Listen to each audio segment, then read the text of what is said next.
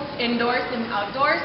Tobacco and other kinds of smoking are examples of indoor air pollution. More hazardous pollutants are discharged into the air each year that are released to surface water, groundwater, and land.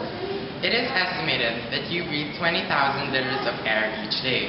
This means the more polluted the air is, the more we breathe into our lungs dangerous. Air pollution affects kids more than adults because, with their body size, kids breathe more air and spend more time playing outside. Both men and women exposed to heavy indoor smoke are 2 to 3 times more likely to develop COPD, which means chronic obstructive respiratory disease.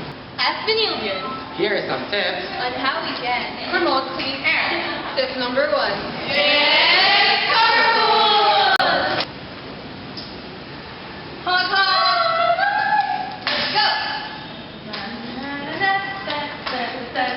Honk honk! Hi! Morning! Let's go to school!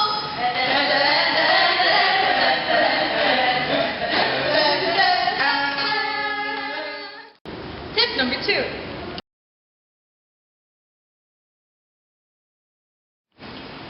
Vito Cruz Station.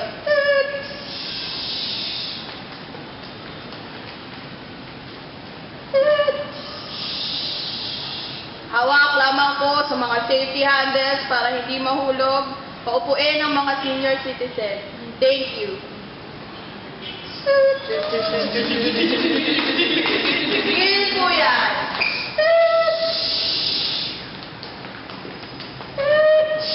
Tip number 3.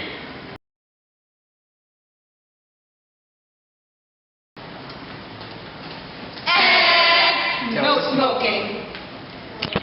Tip number 4.